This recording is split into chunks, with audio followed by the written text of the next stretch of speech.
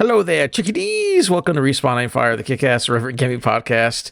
I'm Adam, one of your hosts. I read that all wrong. One of your hosts, Adam.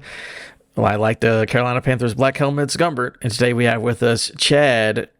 Name me any other NFL team that we haven't already mentioned before the podcast. Michael Ennis. Raiders, babies. Although the Lions play today. Yeah, where do they play? What city are they from? Oakland. Nope. It's been about 5 years, buddy. Damn. Neverland Ranch. Michael Jackson's old abode. No, they used to be in Oakland. Good job. We also have with us Joel. Wait, where are they now? Las Vegas. Las Vegas. Stupid. Oh, yeah, I knew that. Joel, he's ready to rumble for Monday Night Raw. Campos, what's up, bud? I'm more of a Monday Night Nitro kind of guy, personally. Oh, so 20 years ago. Yeah. Dude, Monday so Nitro. We don't talk about sports and fun stuff because Chad doesn't watch any of it. But did you watch John Cena's last Raw? Was it good? I did not watch it. No, I haven't either. saw highlights. Yeah. But that's about it. I gotta go back. I saw highlights. It's been a while since I've been to a dentist that had highlights, though. That's hair. That's not a dentist. Twitch.tv/Respawn Aim Fire, Monday evenings at 8:30. YouTube and podcast services Wednesdays at 9 a.m. Eastern Time. Some housekeeping for you. Our Pody Goaty Barf polls have ended for the year. So we have games that we're playing for Game of the Year consideration. Joel played Dispatch. Chad is playing Hell Is Us. I finally bought Hell Is Us. I haven't started playing it, but it is purchased and on my PlayStation. That's the first step. Cozy played and beat the Altars, and then I am supposed to play Shinobi Art of Vengeance. So that's what we'll be doing in lead up to our Game of the Year stuff. After Dark Episode 10 is also available in early access on Patreon, patreon.com/RespawningFire for $1. That one is where we talk about Wikipedia and holes. Yeah, so that's good. Go check that out. Moving on to our Was main. I there for that one? Yeah, the Wikipedia hole. We're talking about Kevin Butler has a longer Wikipedia than the actor who plays Kevin Butler. Oh, yeah. I remember that now. I remember that. Crazy. I had a hard Mountain Dew that night, so yeah, you were feeling it's all a blur. It's crazy. More drunk than the oldest Manning. Main quest. Clarity on the Steam Machine price from Wesley Inpool at IGN. We talked about Steam Machine last week. It got announced. Valve announced 3 new devices coming out next year, but we don't have prices for any of it. And there's been some developments on potential prices, but we don't have an exact number. Spoiler alert. You might call them Pody prices. Potential prices of the year. Yeah, there you go. Valve has provided the strongest indication yet that the Steam Machine price will be set with similar performance PCs in mind, and confirmed it has no plans to subsidize the hardware like console manufacturers do by eating a big loss on each unit sold. In a recent interview with SkillUp, Valve's Lawrence Yang and Pierre-Loup Griffiths, I don't know how to say that man's name, discussed the price of Steam Machine without actually confirming what it is. The conversation began with confirming that Steam Machine is more powerful than 70% of gaming PCs. That Valve it's a long day. The Valve registers on its hardware survey in terms of general GPU level, saying we have looked at the numbers as part of speccing the machine. Chad, what's so funny? We're talking about Steam gaming machines here. pissies. I know. Oh, sorry. It's funny. We have looked at the number as part of speccing the machine, so it's possible it's evolved a little bit over time, but I think ballpark, it's about there. So they're saying it's more powerful than 70% of people who already use Steam. I think that if you build a more PC... More powerful than the people who use Steam. Yes, more powerful. It can outbench all of these gamers. Yeah, that's probably true, though. It has more shaders, too. I think that if you build a PC from parts and get to basically the same level of performance, that's the general price window that we aim to be at. Ideally, we'll be pretty competitive with that and have a pretty good deal, but we're working on refining that as we speak. Right now, it's just a hard time to have a really good idea what the price is going to be because there's a lot of different things, a lot of external things. So, a lot of talking without saying an exact price. You know, a lot of people have taken, they've done multiple interviews, and people have taken from different, places. Everyone's like, okay, we don't know the exact price, but people thinking it's going to be $300 to $500, you're out of your mind. Nope. A lot of people are like $750, probably minimum. If if you're trying to build something that's similar now, you're looking at $750 to $1,000. So they're trying to be competitive. So probably end up around that 700-ish range. We don't know, but the $300 thing that goes on your TV is not happening. That's all we know. What I'm excited to see is like once this thing gets announced and like gets into like tech YouTubers' hands, right? Like Austin Evans or, Linus Tech Tips. Once they can like break it down and see like the performance of it and how much they can build the same performance PC for, like on a budget, I think that's going to be really interesting because at that point, you're going to be able to probably buy all the parts cheaper, throw it into a small form factor PC, and then, just install the Steam OS with Linux or install the Xbox, whatever that new version of Windows is where it's kind of dumbed down. I think that's going to be what's super interesting and would appeal to me if I were to ever consider getting like a PC for my entertainment center in the living room. Chad, because you were expressing some interest, and I think the value of having Valve make it for you is that you don't have to build your own PC, even though a lot of companies make it easy. This would just be Valve's telling you, here's a good machine, here's the price for it. What price range, knowing it's not going to be a super cheap $300, $400 thing, what price range would be acceptable for you for what we're thinking power-wise? For me, noting I'm an outlier. Like I am not the intended audience for this. I would use this for probably peak repo.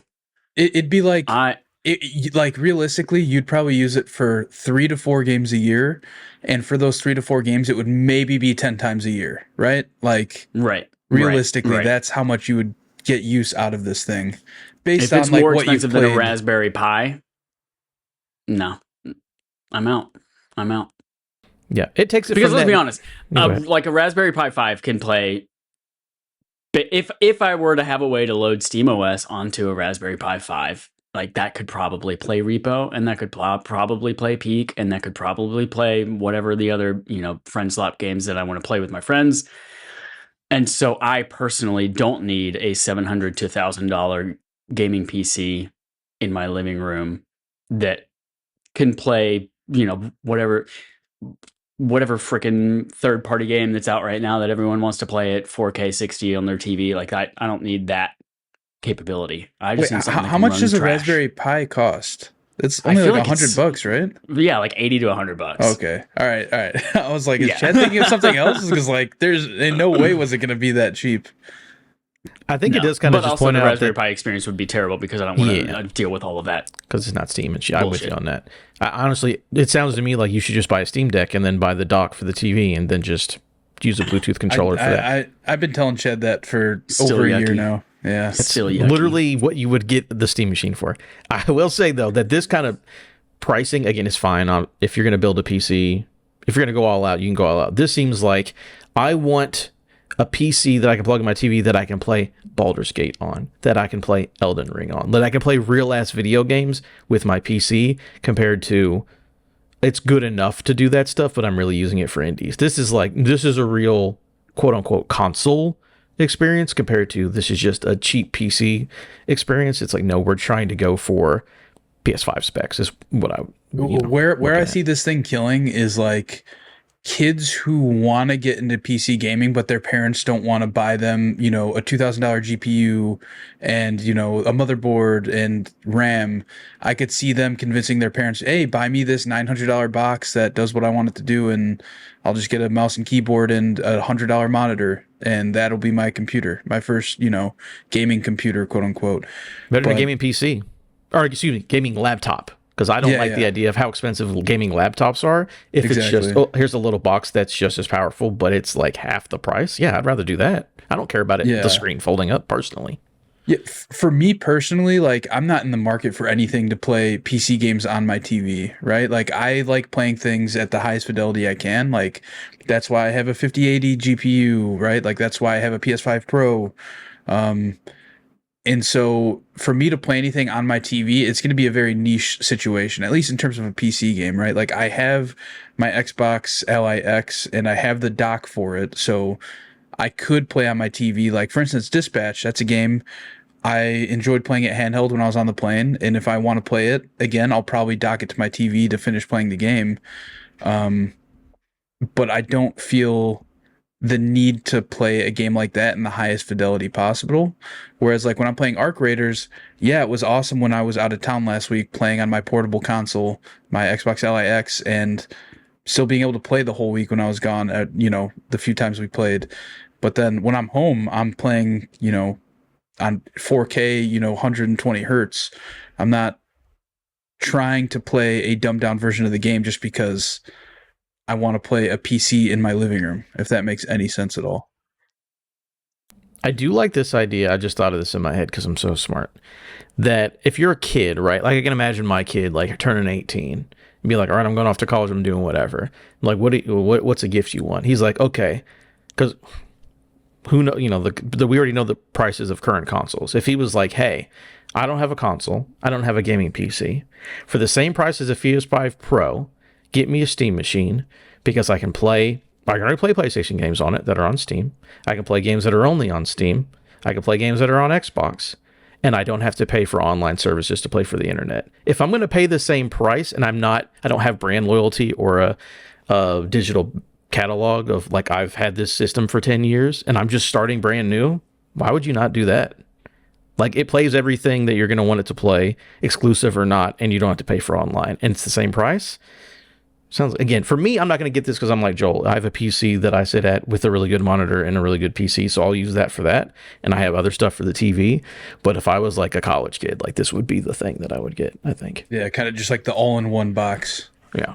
Get this thing and install Windows on it, and then you have basically an Xbox Play Anywhere device, right? And you can play Steam on it. It'd be perfect. I have a thing in my brain that I'm curious about I'm making a lot of assumptions. Is it a worm? It is a worm. Yes. I'm Get it out of there. Let me know as PC gaming people whether or not this is even a thing or at all. Is there some kind of premium price that we're paying that PC gamers don't usually care about because it's specifically going to a 4K TV? And my assumption is because PC gamers are used to playing on a 1080p or 1440p monitor. And so the ability to push 4K is forcing them for it to have like a similar appearance, like visually, and not look gross upscaled on a TV that's going to be 4K. Like, are they having to include higher value parts in this to push that 4K when they could have just made a machine that plugs into a 1440 PC monitor and make it a little bit cheaper? I don't think so, because this thing would not be able to do 4K if it wasn't using AI, right? Like that's the thing. It's the graphics card. All the graphics cards now, they're like, it doesn't matter what the game runs at. We'll make it 4K. I mean, the Switch is the same thing. The Switch literally doesn't do natural 4K. The chips make it do 4K. It's the same thing. Yeah, and it's like the Steam machine is going to be using FSR, which is AMD's version of like RTX, right? AMD's version of DLSS. Yeah, DLSS. Yeah, it's AMD's version of DLSS. So they're going to be using FSR and all that super sampling. Yeah, all that's going to do is, like PlayStation's pisser, right? PSSR. Right. All that's doing is taking whatever input the computer's able to give and just up-resing it using AI. But yeah, I don't think that it saying like, hey, this runs at 4K is necessarily them using parts that cost more just to say that. But I mean, obviously, so a non-TV focused version of this thing, you don't see being significantly cheaper at all. No, I think it'd probably end up being around the same price. That being said, this thing probably runs better if you run it at 1080p or 1440p, obviously, than if you up-res it to 4K. But you'll get more frames for sure. Instead of 4K 60, you'll get 1440p 120 or something like that. Yeah. Well, I mean, not necessarily, because it doesn't have HDMI 2.1 ports. Yeah, it's true. Right. So it just has HDMI 2.0. So that limits what you can do with that. Does this thing even have like DisplayPort in the back? I don't even know. Yeah. Okay, so you could go that route, but TVs don't really have DisplayPorts, so it's really only if you're plugging into a monitor you can get more frames. Very cool. We will keep attention to that and the pricing of all that stuff. Now we're going to move on to playtime. Talking about playtime, Joel, we have to start with you just because of what you wrote on this paper. It's insane. So I've been playing a lot of Arc Raiders.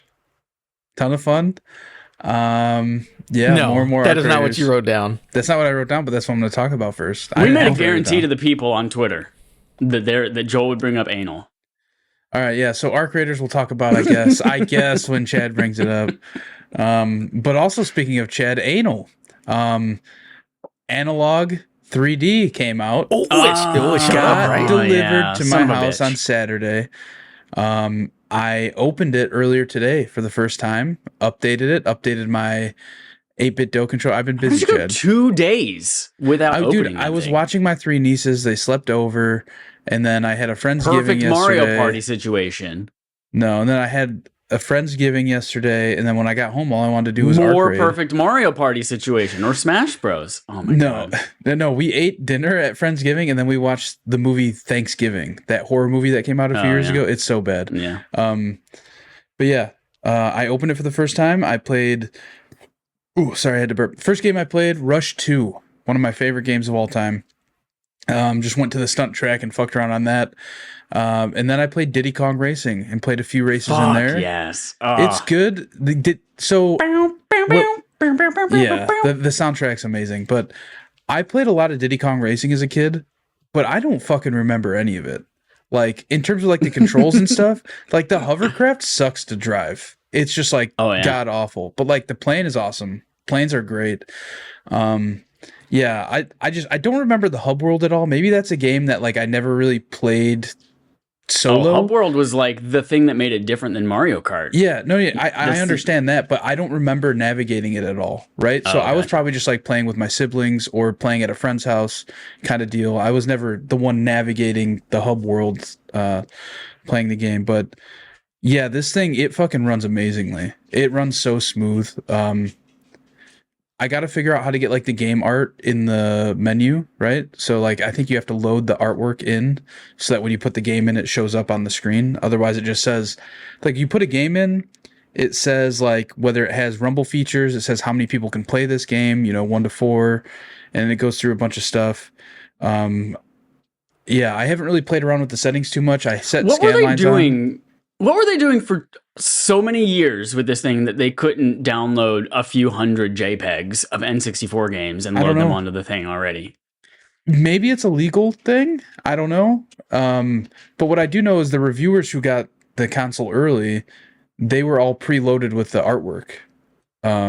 So they got that, but we didn't. I don't know. Is there an update, maybe? Something weird like that? No, I updated everything before I even turned it on. The cool thing is to update it, you just plug a USB-C cable into the console and then into your computer. And it'll just read the SD card that's plugged into it instead of having to take the SD card out, put it into an SD. Oh, I assume so. I don't see why not. But anyway, yeah, so those are like the 2 main games I own physically that I want to play. That I want to try out Pod Racer, Star Wars Pod Racer. That's a fun game. One thing that I did do is I ordered a thing called a Summer Kart 64, which is just allegedly. Well, no. I ordered it. It just what it does is alleged, right? Like it allegedly lets you play that's right. any N64 game. That you put on the SD card and put into there. So, and you're putting on only games that you like made yourself to experiment with for game design. Got it. Yeah, exactly. For anal play only, right? Experimentation purposes only. Yeah, it's because like I could buy all these games, right? And I will buy all these games, but it just takes up so much space. I can't justify the space. So I'll put them all in a closet in the basement, just like how Adam put NCAA football. Yeah. They're all up in my attic. Closet. Yep, hanging put up them there. up in his attic. And yeah, that's kind of how I'll play. And the interface isn't going to look as cool as like, being able to shuffle through all the games, right? The interface for the Summer Card is like you put it in and then it puts you into like an ugly kind of UI where you're just browsing files, right? And then you're like, okay, I want to play Mario Kart 64. And then when you hover over it, it shows the artwork and then you could start it. But yeah, Analog, they just like, they're doing something so special with like bringing these old systems to life, right? Like this is now the second one I own. I own the Analog 3D and the Analog Pocket. And they're doing something so special, but at the same time, they're taking so long every time they do something. Like this thing got announced last year, went up for pre-order last October, and then just got delayed. Like every time it was supposed to come out, within 2 weeks of it coming out, 3 weeks of it allegedly coming out, they would just say, "Oh, we're delayed." And the delay reasons, like 3 of the 4 or 5 times, they were the same, like due to supply chain issues, right, or like whatever it was, tariffs. It was always one thing that they just kept saying. And then finally for it to come out, and then like 2 weeks ago, they're just like, "Oh yeah, it's shipping next week." And everybody's like, "What?" I don't fucking believe you. Especially because no reviewers even had any videos or anything. Analog themselves never post any videos of how this thing works. It's all like really weird and shady, right? Like I would expect that they would have at least put a video out during when they announced the delay, like, "Hey, we're delaying this thing, but here's a 5 to 10 minute video showing what this thing does and kind of the differences you'll see from playing on this as opposed to playing on your old N64, that kind of thing." Doing some Googling, they announced it in October 2023, but didn't no other news or updates or like explanation of what it is until October 2024 when they opened pre-orders. That's so crazy. But yeah, in like that being said, like I'm still gonna order whatever the fucking next thing they do is, as long as it's like a system. Me too, probably. Yeah, as long as it's not like an Atari or something that I really don't care about. But I imagine they're just going forward now, right? If they did the N64, I'd hope they do a PlayStation 1, right, or like a PS2 that is backwards compatible with PS1 kind of deal. Stuff like that I would love. A DS or a 3DS would be really fucking cool too.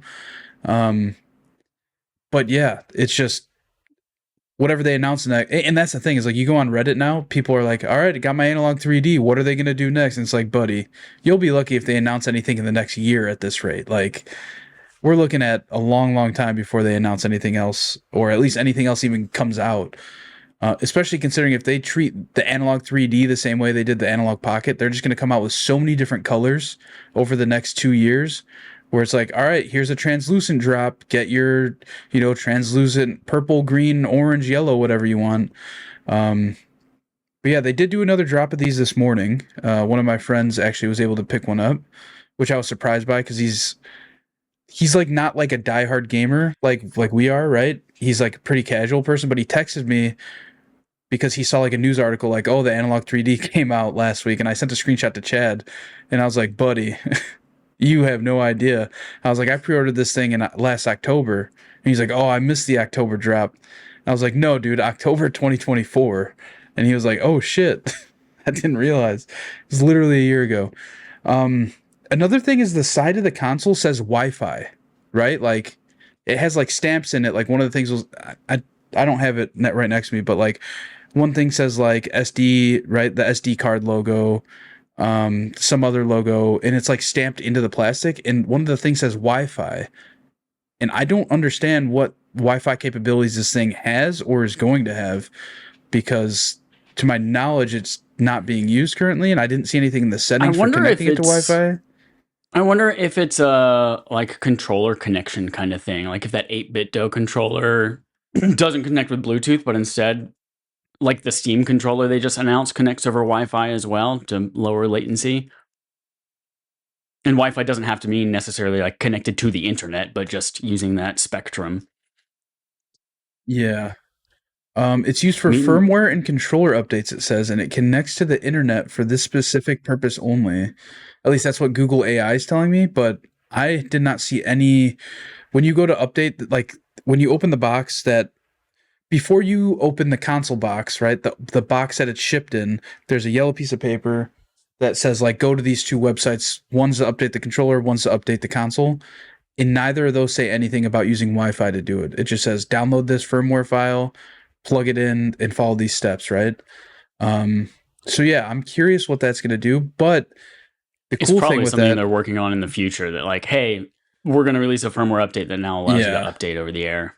The analog pocket doesn't have Wi-Fi at all, right? It just has Bluetooth and that's it, and SD. It doesn't even have Bluetooth. You connect it to a Bluetooth controller when it's in the dock because the dock has Bluetooth. Oh, that's what it is. Okay.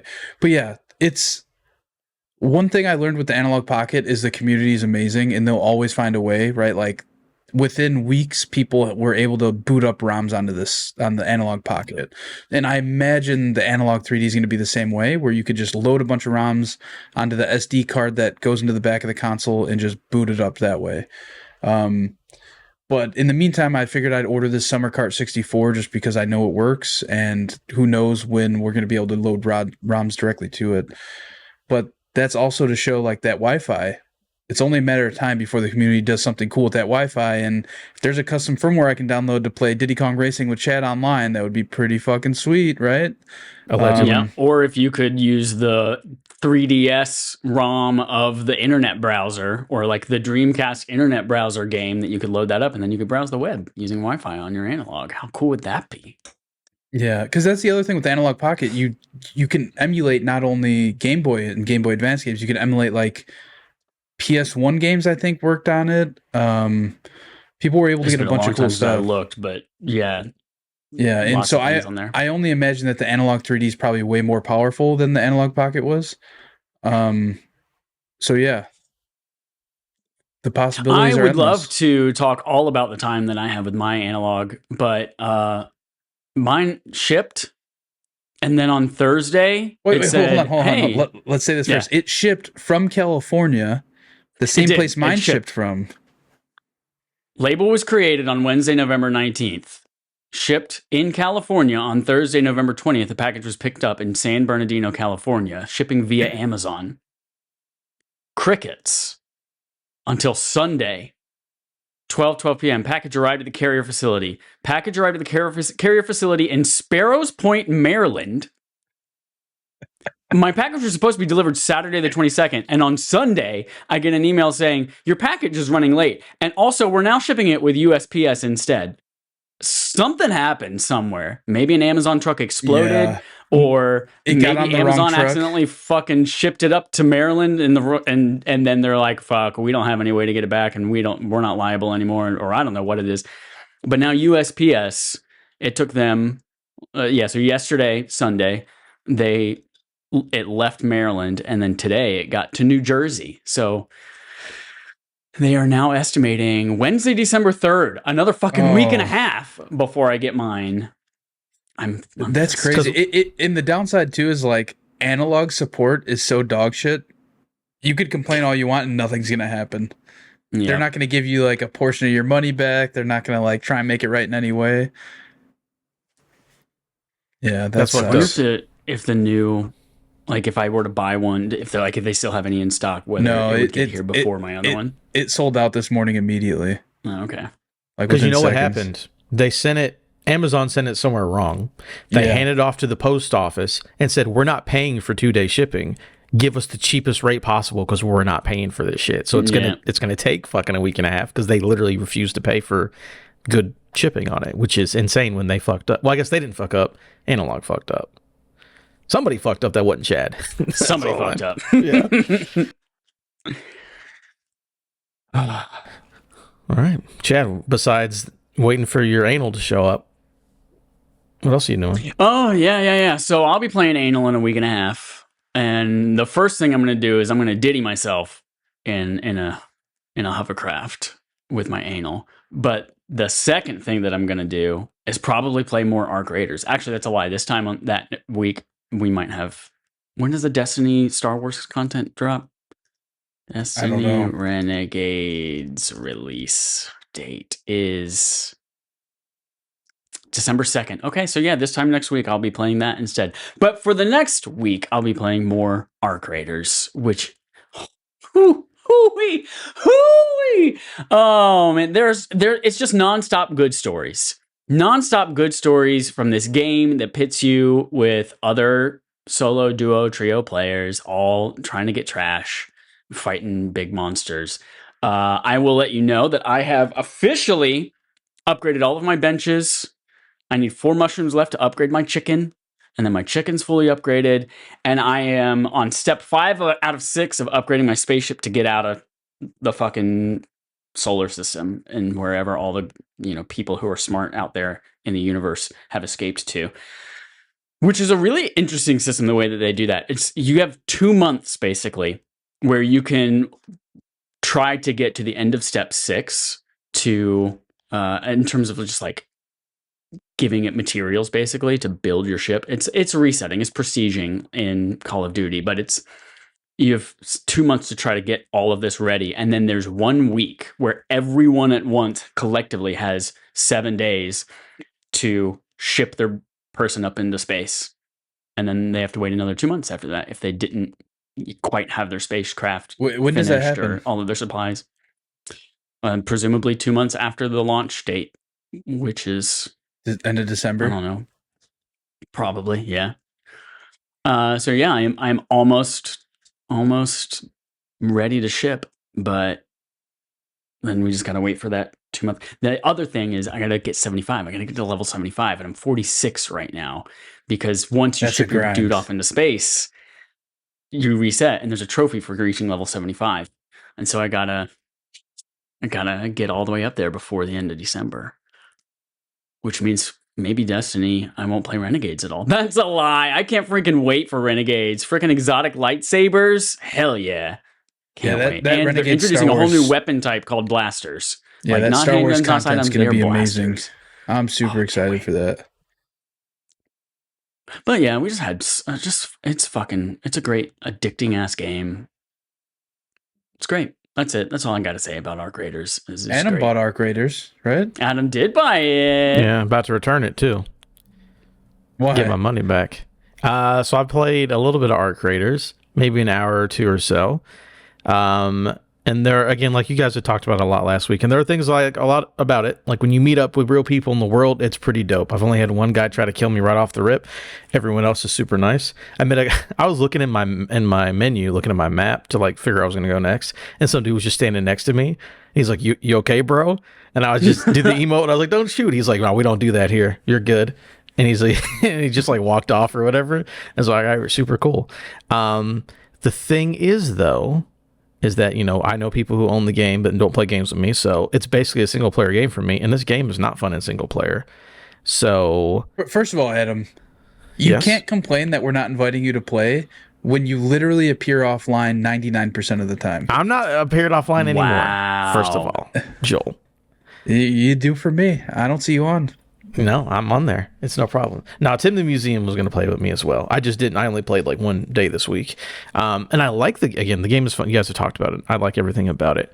But I was trying to do one of those early missions where it's like get 6 wires or whatever. I'm like, this should be easy. It took me fucking 5 runs to get 6 wires. It was so fucking incredibly frustrating. You know you could break stuff down, right? Yeah, I know. I was Okay. great, but I wasn't high enough level to be able to buy wires from the seed lady. So I had to physically go out and get the wires. So I had to just run that same thing over and over again, keep going to the electrical plant, look for them. I'd get them, and then, you know, a drone would kill me because 2 drones showed up, and you can't fight 2 drones because that's too powerful because I'm by myself. That's why you got to play anal at the same time and put the wires in your butt so that even if you die, you get It's home a with the grounding wires. issue. It's a grounding issue. I only go out with the free. I normally go out with the free loadouts. I don't normally go out with my own, even though I missed out on the butt pocket to keep stuff in. I'm just like, I don't want to keep losing guns, so fuck it. I'll just go with the free one every time. I just need someone to play with because I do enjoy. Anytime you run across anybody, it's like this is a cool experience. When you're by yourself, just running around, and you're not powerful enough to kill anything easily, it's like this does not feel so good. But I'll keep playing. It's definitely a game that is area, better so. with people, and part of that is that the game tells you fucking nothing. Like it's terrible at telling you about the systems and all of the different things that you need. I mean, part of that you can say, oh, it's just like the real world. Like no, you are the last people left after the apocalypse of these fucking whatever happened, and so nobody knows what's going on. You're all kind of figuring it out yourselves. But also, if you just have a friend in there who's like, oh, by the way, you can get this, or oh, go break down this thing and that makes you wires, and well, here I have a bunch of wires in my stash. I'll just bring some and I'll drop it to you, and then we'll exfil. And so, yeah, it's definitely better to have a person to play with. But also, I fucking exfilled with 3 people I was playing with the other night. I was playing solo while I was waiting for somebody else to get on. And this guy, first of all, one guy named Goose, another guy named Sergeant Goose. Neither of them, like, they were not friends. They were not related. They were just solo players, and we were all in the same 12-player lobby together. And then this other guy, I can't remember his name because it was nothing Goose related. It was just random. But it's just like, yeah, Steven. this guy, we ran into each other in this like hot building in the buried city, and they were just like, don't shoot me. I was like, no, I'm not here. I'm trying to find a freaking blueprint. He's like, oh yeah, this is actually a really great place to find blueprints. And we ran into this goose guy. I was like, Goose, what's up? And his name was all caps, so we had to scream it. And of course, you're in proxy chat the whole time. If you're playing this game and you don't have headphones on and you're not playing in proxy chat, you're doing it wrong. So you need to do that, first of all. But then, yeah, we're just screaming at this Goose guy who we saw was in range, and we were all going to the expo. Like, Goose, come over here. And then Sergeant Goose comes out as well. We're like, where the fuck are you? And we all get together and we have a good time. And then they send me a friend request afterwards, and I say, fuck no, I don't have time to play with you. Yeah. I have to play with Joel and Dallas and Matt and Adam one day, maybe, if he appears online. I mean, I always appear online. It's Joel, again, gatekeeping and not letting me into the group. That is not true. Okay, if you see me online playing a game and you want to play that game, you either A, send me an invite to that game, or B, text me and say, hey, you trying to play Arc Raiders? I don't want to bother you. All right, then don't play the fucking game. I don't know what to tell you. I'll be 100% honest. We're playing this game literally every single night. Well, actually, hold on. I'm looking at my phone. Yeah. On Saturday, I said, I have Arc Raiders, y'all. I can play anytime now. No response. I wasn't playing that day.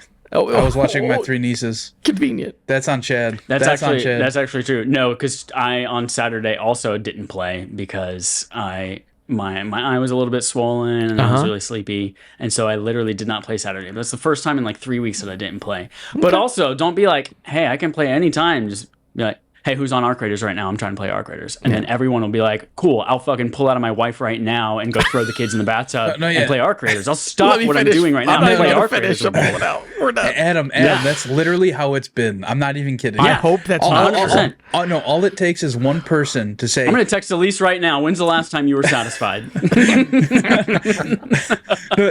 no, like literally, all it takes is one person to text our secret Discord and say, hey, I'm going to be on Arc Raiders in 5. And what happens is usually one of two things. Somebody responds saying, I'll be on in 5 as well, or it just stays silent, and then when that one person gets on, they find out Dallas has been playing the game for 5 hours on his own already, and is just too embarrassed to text the group. Yep. Yeah. Matt will be like, hey, the TV's taken from my wife watching Dancing with the Stars, so I'm going to grab my portal and run upstairs in the couch, and I'm going to play with these shitty headphones on just because you all texted and saying you're online. It's great. It's great. You can hear him breathing. It's amazing. that portal microphone picks up everything. Oh, man. Well, I have it. I'm enjoying it. Yeah, I do want to play with people because anytime I've run across strangers, it's been a good time. Except for that one guy. He tried to kill me for no reason. I didn't even have shit on me. I was just like, don't shoot. And he just like kept slowly following me around. I was like, all right, idiot. I guess I'll just fucking roll and then get killed eventually. But it was annoying. My last run last night, I had to do one of those little blue feats. I was like, I had 4 out of 5. You know, if you do 5, then you get the extra 40 currency and stuff like that. So I was like, before I go to bed, I gotta go deal like 61 more damage to a snitch.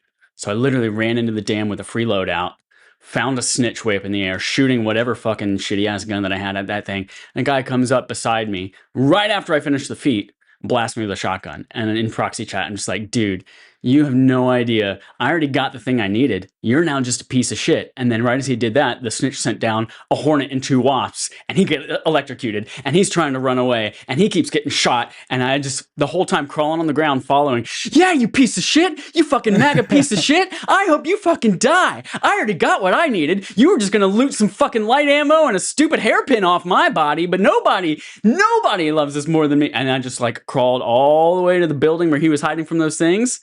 And then I opened the door to the building because you can still do that while you're downed. And then the things came in, boom, killed him. It was great. Fantastic. It's amazing. And then I died right beside it. No, he didn't talk at all on proxy chat. Yeah. He was playing the game wrong.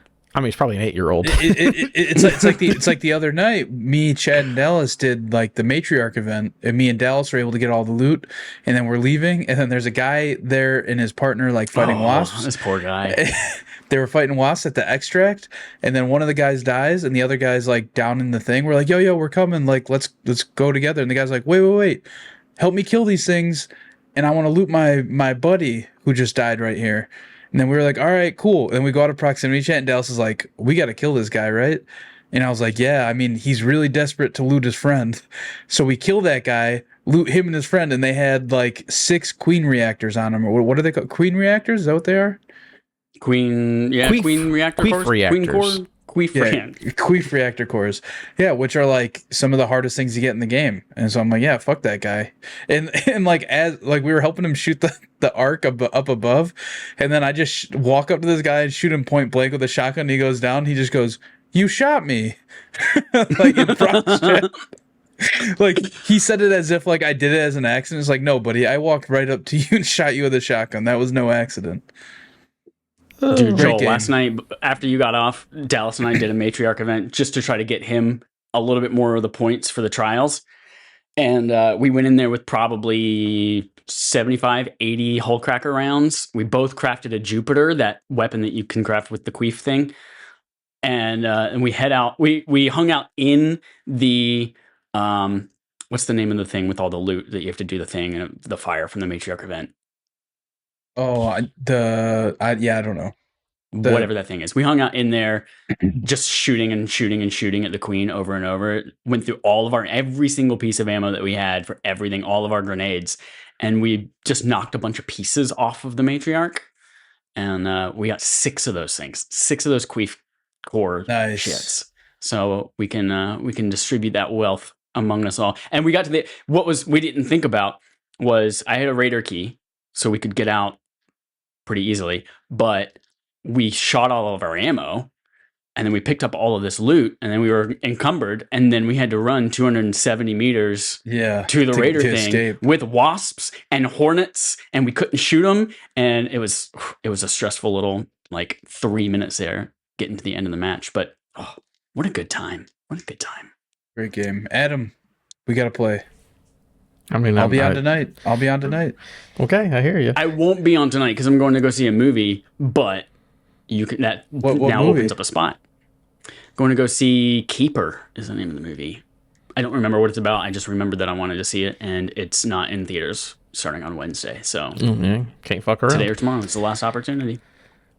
The other game I played was Xbox Game Pass. If you pay $30 a month, like a crazy person, you now get Fortnite Crew. I was like, oh, cool. I have not had Fortnite Crew ever. Let me go check it out. Oh, it's The Simpsons in Fortnite right now.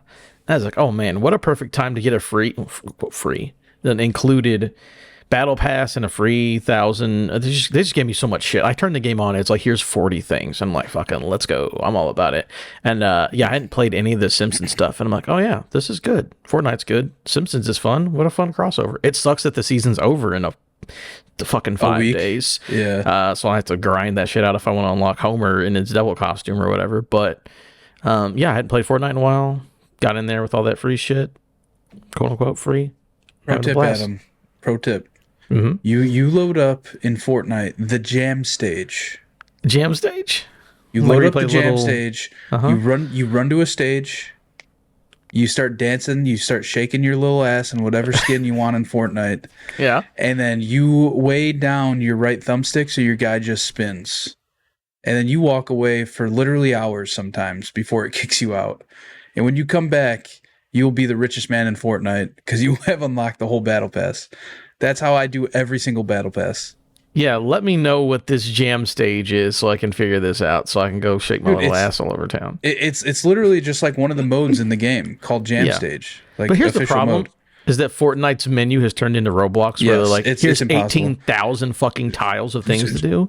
To be fair, it's one of the few, and by few I mean like one of like the 10 to 20 things that are officially epic. It's just a Fortnite jam stage. It's is like that the right one there. That's 3 down from K-pop Demon Hunters Gardening, whatever the fuck this shit is? There's so much in there, dude. It's crazy. But I'll figure that out because now that I'm getting these battle passes included with my subscription, give me all this bullshit. Yeah, like even though like I haven't played that much Fortnite in a while, but yeah, I get my money's worth out of the crew for sure just by doing that. Dope.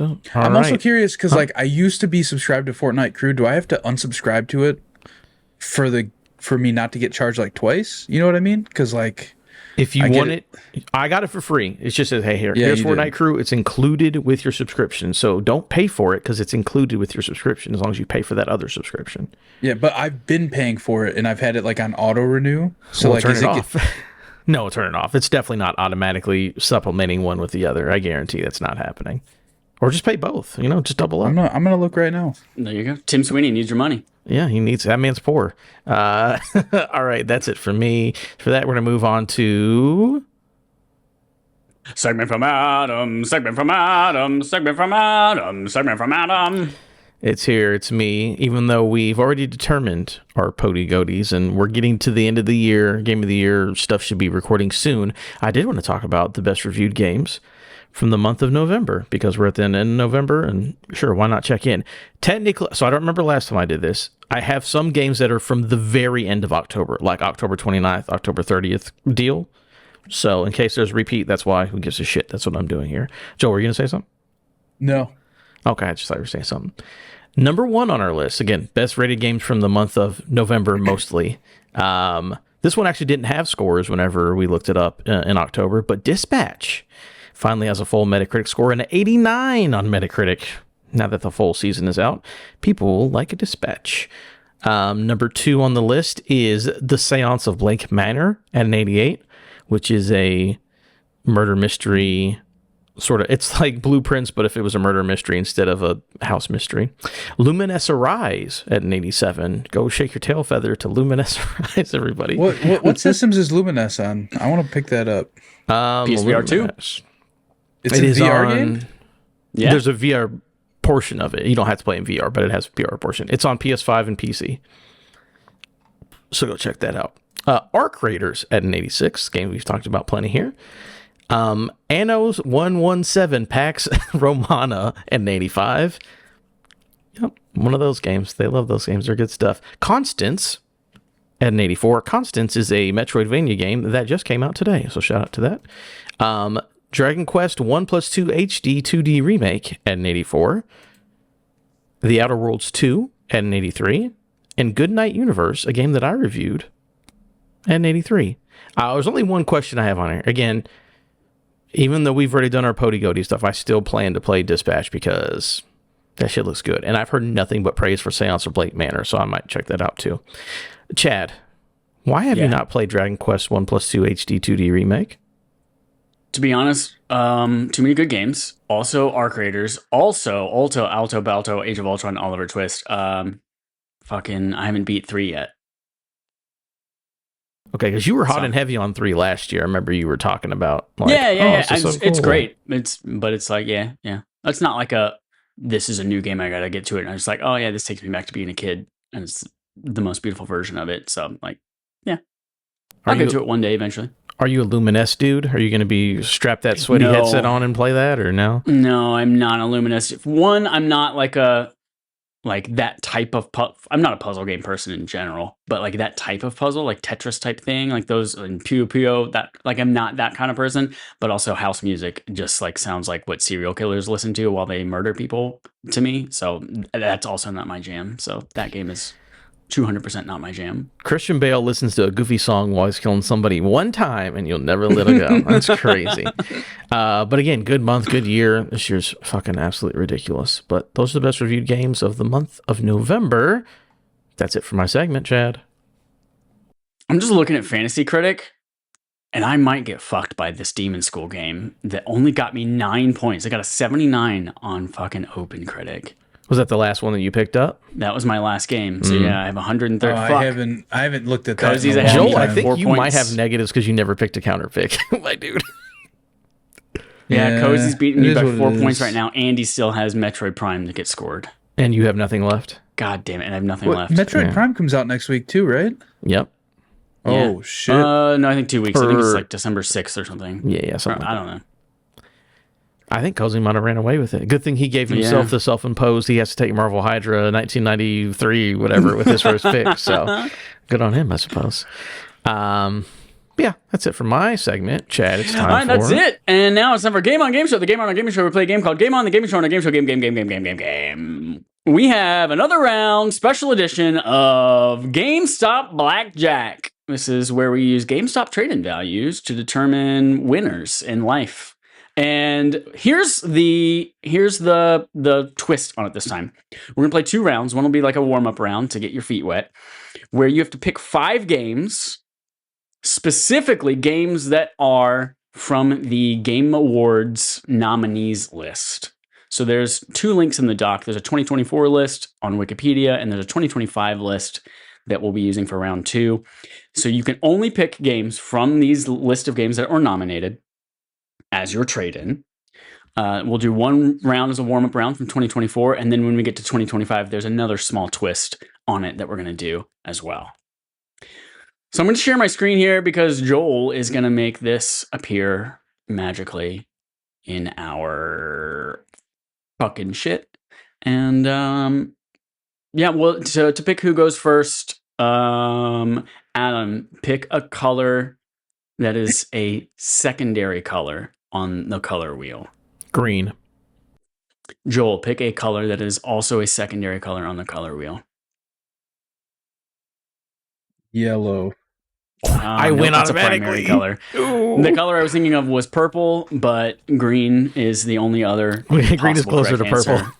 Green, yeah. Okay. So Adam, you get to pick first. Again, here are the rules of this one. Yeah. 5 games. You have to pick 5 different games. The blackjack quote unquote number that we're trying to hit is closest to $100 without going over. Close to 100 without going over. Okay. Closest to $100 without going over. You have to pick 5 games from the 2024 nominees for the Game Awards, which you have a link provided to you. That goes Any to category? A Wikipedia page. Can be any category. Just has to be something that was nominated for a Game Award. If you pick a game that does not have a trade-in value at GameStop, it is actually. You make it. You need to make it pretty change the high. value of this. Yeah, normally when we do like $21, I'm just like, this is an instant 20. But because we're going to 100, this will be an instant 50, 75. 75. Wee. No, because that basically you'll brick no matter what. Yeah, we'll do 50. That'll be an instant. They can 50. screw you, but not kill you necessarily. Yeah. Okay. Yeah. Okay. My first pick, 2024 is what we're looking at here. 2024 is the year. Oh, and also you can't if you've chosen a game once, Joel cannot choose it as part of his, and vice versa. Give me Final Fantasy VII Rebirth, PS5. Final Fantasy VII Rebirth for PS5. Now, while I look up that value, why did you choose that one? I mean, it's just this thing where, like, I need to make sure that these all have physical editions that GameStop takes. Because the list, there's a good number of games on this list, but this list is not endless, so I need to make sure I'm getting things that actually have value. So I'm just picking things that I know have physical copies. Great. Yeah, that's a really important strategy here. By the way, we are also doing whatever the highest value is. Most likely that will be the trade-in value for store credit rather than cash. And yes, system is important. So you chose PS5, which gets you $8.80 American. Joel, what is your first game in our GameStop Blackjack Goatee edition? So we're playing up to $100, right? $100 without going over is your goal. Okay, I'm going to go Call of Duty Black Ops 6 for the PS5. Blop 6 for PS5. Let's take a look. And what made you choose Blop 6? Just because I know that now that a new game is out, it's probably not trading in for as much as, Black Ops 7. And I chose PS5 because I figured the trade-in value would be higher, considering that it's also on Game Pass for Xbox. So I just assumed that it would be a higher trade-in than the Xbox version. So I'm going to give you 2 prices before I give you the price of yours. And I want you to take a guess just for fun. Call of Duty Black Ops 6 on Xbox Series X gets you $14.30 in value. Call of Duty Black Ops 6 on PlayStation 4 gets you $18.70. What do you think Call of Duty Black Ops 6 on PlayStation 5 gets you? $15? I don't know. It's $14.30 as well. Same as the Xbox version. But yeah, PS4 gets you more credit than a PS5 version does. Interesting. Chad, I got a question Adam, for your you. second game. Yeah. Can I get cheeky? Ooh. As long as you take your pants off or what? You're taking them off. They're coming off now. You're saying... Are we doing competitive anal on the show right now? Competitive anal? This is obviously is a cheap way to do it, and you go ahead and cut me off now and tell me if it's wrong. Most anticipated games that were nominated but those are games that came out this year. Those are probably off limits, right? Like, obviously, like that's being a smart ass. I'll tell you what, because this is a warm-up round for the next one, and next one you obviously can't choose a 2026 game because that's not going to have value. Yeah, it works for this round. Ghost of Yote, PS5. Ghost of Yote. All right. Okay, so we Ghost can do. of Yote. Are we doing only 2024 right now? Is that what we're The doing? 2024 Anything list. nominated in 2024. Okay. For the So Game most Awards. anticipated game has games that came out this year. So I'm being cheeky. Yep. And what platform? Well, it's only on PS5, so That is correct. That was a trick question. You got it right. got them. All right, Ghost of Yote goes for almost double the price of Ghost of Tsushima Director's Cut, also on PS5, for a price of $38.50. Okay. So Good. that brings you up now to $47.30. Joel, what is your second game? I can fucking play that game too, Adam. I'm gonna choose Death Stranding 2. Death Stranding 2 for what platform? There's only one. Trick question. Trick question. I didn't know if like Yeah. PC had a physical box anymore. I don't know. I It's don't not buy a PC yet. games. Oh, it's not? Okay. No, I No, think it's JK. just PS5. JK Rowling hates trans people. Mhm. All right, Death Stranding 2. The Death Stranding 1 Director's Cut on PlayStation 5 gets you $18.70. What do you think the Death Stranding 2 on PlayStation 5 gets you? $38.50. $19.80. Ooh, wow. About $1.10 more. And I have to do 5 total, right? Because I'm already You at have 50. to do 5 games total. Because I don't So think I want yes, to take you have- multiple games from this year because I think that's going to get me closer to 100 than I want to be. So I'm going to go with... For the record, for those listening and not watching, Adam has 3 games remaining. He's at $47.30. Yes. Joel has 3 games remaining. He's at $34.10. Give me Metaphori Fantasio. Xbox. Meta for Xbox. Did that even come out on Xbox? Yeah, it was on Game Pass. Yeah. Oh, okay. Metaphor ReFantasio on Xbox. Single digit in the dollar field. What if guess from 1 to 9? What do you think that, or 0 8. to 9? I guess technically, close. $7.70 Okay. for Metaphor ReFantasio on Xbox. $9.90 for PlayStation 5. Okay. All right, Joel, what's your third game? Give me Monster Hunter Wilds Monster Hunter Wilds for the Xbox What platform? Series X. All right. See, I'm Monster so Hunter worried Wilds. that's going to get him way closer to 100 than he wants to be, but maybe not. Is that something that was nominated last Most year? anticipated. For anticipated? Most But came out this anticipated. year, right? Yep. Which is why it's surprising that the PS5 and Xbox versions are identical at $8.80. All right. I think it's That really is just a a Ghost of this year Yote game. thing. Yeah, I think it's just a Ghost of Yote thing. It must be for that big number. All right, Adam, you're now at $55 even. You have 2 games left. Give me, because I only have 2 games left, give me last year's Game of the Year winner. Give me Astrobot. Astrobot. Ooh. Astrobot is now your second highest valued game on your list at $14.30. Okay. See, I'm now over the threshold where doing a $50, I know it doesn't have a physical edition, will screw me because I'm now at $69. Yeah. So I need to play it smart. Yeah.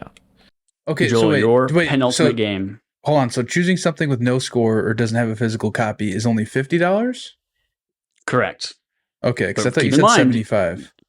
No, I decided that we didn't want to like make you bust right away. So, Okay. so All yeah, right, $50.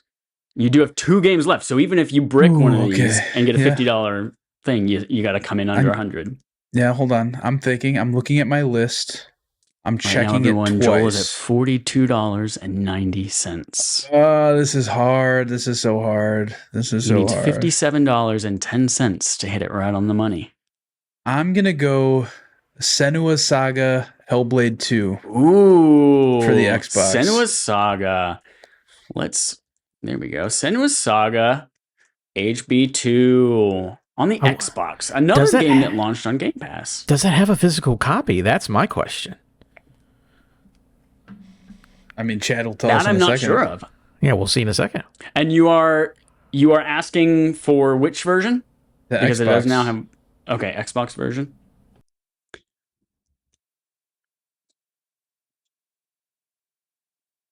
Joel, I regret to inform you, either this game didn't come out physically, or Yeah, I don't think it GameStop came does out not take it physically. as a game. So, had you chosen Hellblade 1, you would have gotten $6.60 for the Xbox, but because you chose Hellblade 2, I mean, Hellblade 1 is not on the list of That is a- 2024 that is games a brick. nominated.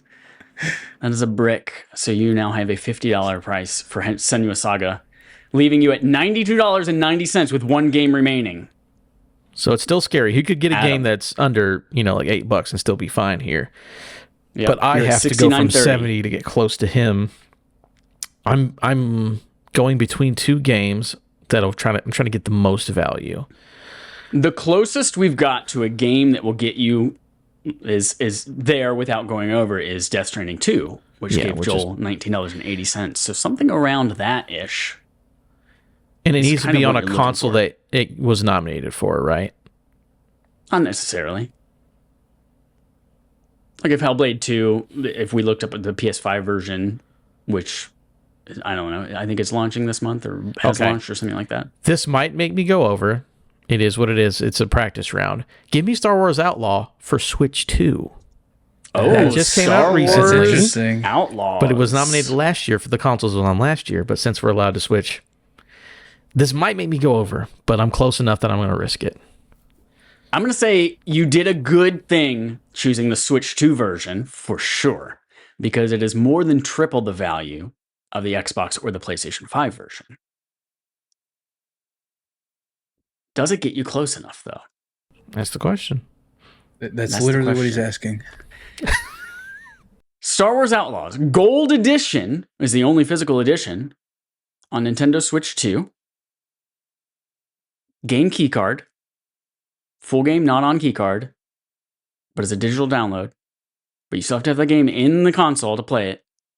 It's $15, bringing you to $84.30. Okay. So right now, your only hope of winning is if Joel accidentally fucks up and chooses a game that is worth more than $7.10. Okay. So Joel, what you got? So like, here's the okay. If I choose, all right. So if I choose something under what was it, best ongoing game, right? Is it the base game that I'm choosing? Or because like it's technically on here. Hold on, where is it here? Well, I don't see Diablo Destiny 4. 2 nominated. I see Destiny 2 The Final Shape is nominated, not Destiny 2. I see But you also Diablo have to find 4 a physical Vessel of copy of Hatred. Destiny 2: The Final Shape. Yeah. Which doesn't exist. Well, I guess the collector's edition. I would say not the base All game. right, You got to go with what's on the list. I'm gonna avoid that then. I'm gonna avoid that. I've got a really good one on my sites, Joel. I'm not going to tell you because you might win, but there's a really good one on my sites. So the other one that I've been thinking of, and this is what I'm gonna go with, is Dragon Age Veilguard, Vitelguard. Oh, Vitelguard. And I'm gonna say PS5 because that's where I bought it. Vitelguard for PS5. Oh, this is hard. Suspense. I could see this one like trading in for like $20. I could see it trading in for $2. Who the fuck knows? Yeah, right. So Where's the sports I've got to games do at? some scrolling. I just typed in Dragon Age. Yeah, you got to type in Vitelguard. We see Vitelguard. Dragon Age, the Vitelguard Collector's Edition on PlayStation 5, no price. They don't take it. Dragon Age Inquisition on PlayStation 4, $1.10. Yeah, well. Dragon Age, the Vitelguard. Xbox Series X is $5.50. Okay, and I chose PS5 though. I chose PS5. Dragon Age Vitelguard PS5 is $2.75. Oh my god, let's go. It is less than the Xbox version, but you just Why need is to it not go over $2? 100. You know how fucking pissed I'd be if I brought that game in and they it's offered me GameStop. $2? That's Yep. insane. That The is other ones insane. I was looking at, Joel, were either the sports games, like WDs, the NBAs, Yeah, yeah. or No Man's Sky is on here. I'm sure No Man's Sky is pretty cheap if you bring in like a PS4 original disc or some shit. What's that nominated under though? Best ongoing. I don't see it on there. Yep, it is. No, it's not. Excuse me. Best community support. Oh, okay. All right, so Joel, you won that warm-up round with $95.65. Adam, you lost with $84.30. This next round, we're doing 2025, and there's a great Reddit post that has things just in text form, which is impossible to find for any of these. But yeah, it's just the text of what's nominated for 2025. The twist with this one, we are not sponsored by GameStop, but GameStop is running a Trade Anything Day on Saturday, December 6th, where you can literally bring in anything that fits their criteria and they'll give you $5 store credit for it. I want to start by reading what the criteria is. It has to fit in their 20-inch by 20-inch by 20-inch Trade Anything box, and it has to be not on their exceptions list. I want to read you through the exceptions. Exceptions include hazardous waste or material, blah, blah, blah, blah, blah, lithium-ion batteries, weapons and ammo, dead or alive animals. However, taxidermy items are valid for trade. So you can bring in a stuffed squirrel and you can get $5 for it. Alcohol, tobacco, drugs, pharmaceuticals are banned. Computer peripherals intended for use with a computer weighing less than 100 pounds. External hard drives, projectors, digital converter boxes, small-scale servers, televisions. You cannot bring in a television to trade in for $5. Jewelry, sexual and explicit items, items resembling body parts. Terms and conditions are subject to change, so who knows? Maybe they will allow body parts. So yes, you get one of these items. One of these 5, now you can choose to be a Trade Anything, which will get you an instant $5. So you say something silly, we'll get $5 if we want to. Right, exactly. If you want to say, oh God, I'm at $94 and I have one game left, boom, you can say, I'm going to go trade in something that's not on that exceptions list. Gotcha. Okay. Like a stuffed turtle. Yeah. And it has to fit in the 20-inch by 20-inch by 20-inch box. Yeah. And if I look up the dimensions on like Amazon or something like that, and it doesn't fit in that 20-inch by 20-inch by 20-inch box, not allowed. Right. All right. So Joel, because you won, you get the benefit of going first this time. What in the 2025 nominated list of games are you choosing for your first game? Oh, so this excludes best esports team? If they fit in the 20-inch by 20-inch by 20-inch box. Yeah, I don't think those men would fit in a box. So, all right, hold on. I'm looking through this list. I'm going to start with Mario Kart World. Oh, Mario Kart World. Ooh. There was some interesting sales numbers that came out that was like, I don't know, there was like 13 million Switch 2 sold or something like that. And like, I don't know, 11 million of them, there were 11 million Mario Kart World games sold. So it's like 90% of people have it. Or, I don't know. Shit's crazy. I might be fudging some of those. No, it's got to be close to it. It's wild. Mario Kart World, Nintendo Switch 2. It's like basically the world's first $80 game, for better or for worse. Trade that shit in. $27. All right. It's a nice start. It's a good start there. Chad, we're going to do a repeat. Ghost of Yote, baby. Oh, Ghost of Yote. All right. Do you remember how much it was last time? It's like 38 and change. I don't remember the exact thing, but it was decent. Ghost of Yote was, $38.50. Here we go. Give it to me. All right, Joel, what's your second game? Death Stranding 2 on the beach.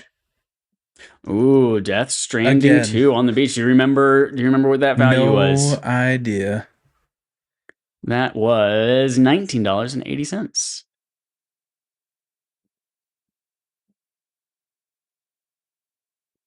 All right, Adam, what's your second game? Ooh, banana. Donkey Kong Bonanza, please. Oh, Donkey Kong Bonanza. Mm-hmm. I'm guessing 21.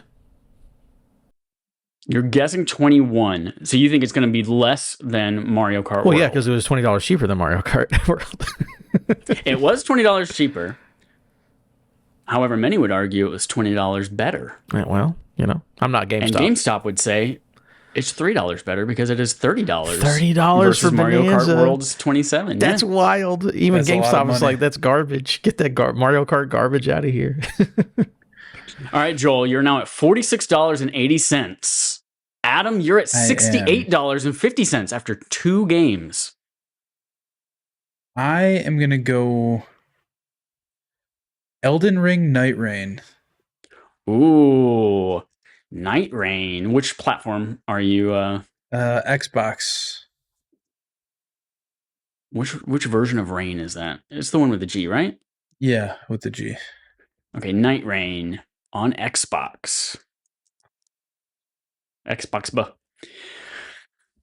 Elden Ring Night Rain on Xbox goes with tradition of being less valuable than the PlayStation version, but also is probably a nice little refresher here for your third game as you tend to evaluate what your last $50 or so is, because this is $6.60 on Xbox, bringing you to $53.40 for your total. So you now have 2 games left and $46.60. Adam, what's your third? Trying to shoot for a mid-range price here. Might actually end up being cheap, which would be good. Give me Indiana Jones and the Great Circle for Xbox Series. Oh, Indiana Jones and the Great Circle for Xbox. Yeah, for Xbox. I don't want the PlayStation version. It might be worth. I mean, it's going to be worth more, and I don't want a big number. I want a smaller number. Yeah, and again, yeah, for everyone listening, you've got about $69 nice dollars, $68.50. So 3 games have to come in at less than $31.50. Indiana Jones and the Great Circle for Xbox Series X is a... What? Would you believe me? Pause. Would you believe me if the PlayStation 5 version of the game on GameStop's website is an Xbox JPEG? Like, it is a green box with an Xbox logo. And no that sounds like PlayStation what that site would do. Yeah. The Xbox version is more valuable to GameStop because they will pay you $27.50. Oh my Adam, gosh. He bringing can no you to longer $96. he can no longer trade in his fleshlight for $5. That's right. fucking crazy. That's right. So you have 2 games on that list that you have to that equal $4 or less. All right. All right, Joel. I had one. Hold on. Let me look at this list again. I will take Sonic Racing Cross Worlds for PS5. Sonic Racing Cross Worlds for PS5.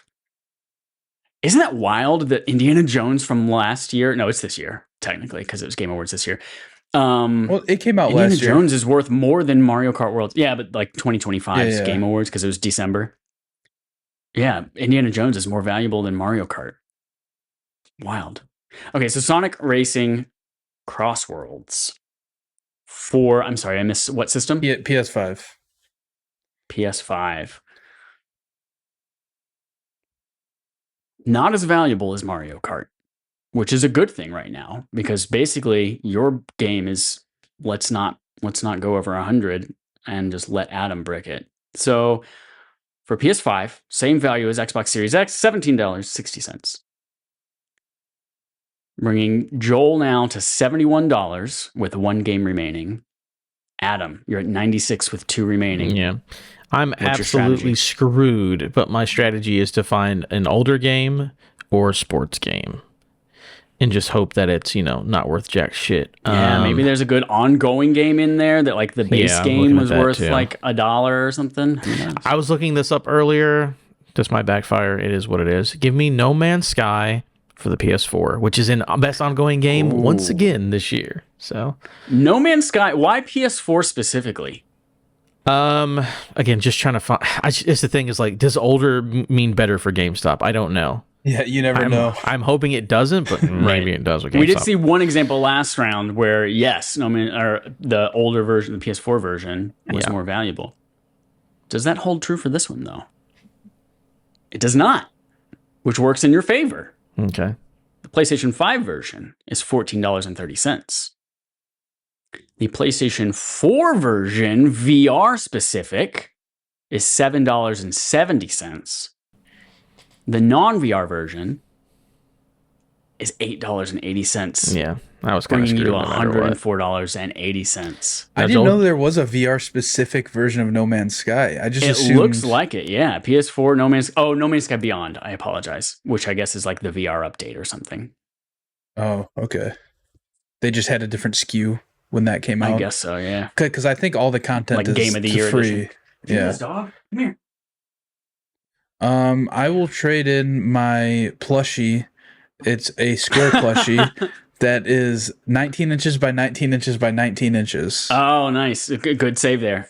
Almost lost it. So $26, or sorry, $76 is your final one when you trade in that plushie. Adam, we're assuming you're also going to trade in a plushie as well. No. No. He wants to find another. Adam, I want you to find the cheapest game on this list. That's what I'm actually trying to do. Just trying to have fun and be like, what's actually not worth jack shit. Hold on. I will allow, if Adam finds a game. Sorry, I just dropped something. All right. If Adam finds a game that is worth less than $5, I will let him subtract that from his score. No, I'll say less than $6 to make it interesting. So if you find a game that is otherwise it has to be $5 or $4.80. Yeah, exactly. If you find a game that is worth $6 or less on this list, I will let it be subtracted from your score. I'm gonna. God, this is definitely not gonna be right. But I'm gonna take a game that came out very early in the year that wasn't critically loved, as probably a lot of fans were expecting. But maybe with the oldness and how much it wasn't loved, it'll get me something decent. Civilization 7. Give me the PS5 version of it. PS5 Civ 7. Mm-hmm. Because I know there's a Switch version, but I feel like that would actually somehow be more expensive. So I'm like, I'm not fucking with that. Yeah, the Switch 1 version. Is there a Switch 2?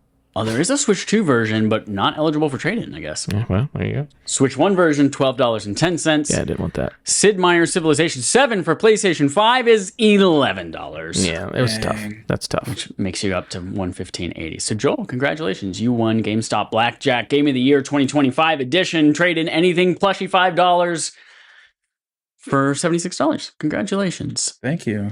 That I'll is expect the my prize in end. the mail. Yes, your prize will allow you to not play Arc Raiders tonight in order to prolong Adam's gooning over playing Arc Raiders with Gooning. people. Yeah. We just yep. That's the prize. That's it for Game on Game Show. That is also it for episode 400 and whatever the fuck we're on. I'm not looking at the 14. notes or anything like that. 414 of Respawn Aim Fire. Thank you everyone for listening. We have major news. Wee. Alert. Goaty episode. Game of the Year. We have 3 guests who history has shown you don't name the people. You just tease that they're going to be there because who knows what happens, who dies, who lives. 3 people joining us for our Game of the Year discussion. It's going to be a blast. Cozy has all sorts of things planned and a fantastic OBS presentation, I'm sure, as well. We haven't seen it. We're going to be just as surprised as you are. Happening middle of December. It's the week before Christmas. It'll be the perfect way to send you into your holiday season. So keep an eye out for that. In a few weeks, we will have that GOATY discussion. To prep for that, we are all playing different barf games. As we mentioned, Joel's playing Dispatch. Adam's playing Shinobi. Yep, I'm playing Hell Is Us and Sea of Stars DLC. And Cozy has played The Altars, and we think we're all also probably going to play Dispatch. So that's how we are prepping for Game of the Year. How are you prepping? If you're playing one of those games, write in. Tell us what you think about it. We'll figure out how we're going to work that into, or maybe not work that into the show. And with that being said, speaking of, you get extra little benefits too. If you are a patron over at patreon.com/respawnaimfire, you get the rabbit holes around Wikipedia. There had to be something more exciting than the Kevin Butler rabbit holes that happened on that episode. I just, again, had a hard Mountain Dew. We had it's all a blur. Picked on what game we might, or what movie we might watch for movie commentary. Oh, yes. Lots of movie commentary discussions. So check that out. We'll be doing another Rafter Dark or similar thing soon for December that patrons will get access to. If you are not a patron right now and you're listening to this when it comes out, you have access to the Toilet Graveyard episode with Brian, where you learn all about his real toilet graveyard that exists in his city, and a stalker situation that I only learned about after the episode is not something that happened like a few years ago, but it's something that is currently continuing to ongo this is developing right now as that situation unfolds, which is fantastic. So go check that out, that episode of Rafter Dark with Brian. Everyone has access to it right now. That's it, everybody. Until next time, here's our usual sign off. Cozy's coming back from Transylvania. Boom shaboom.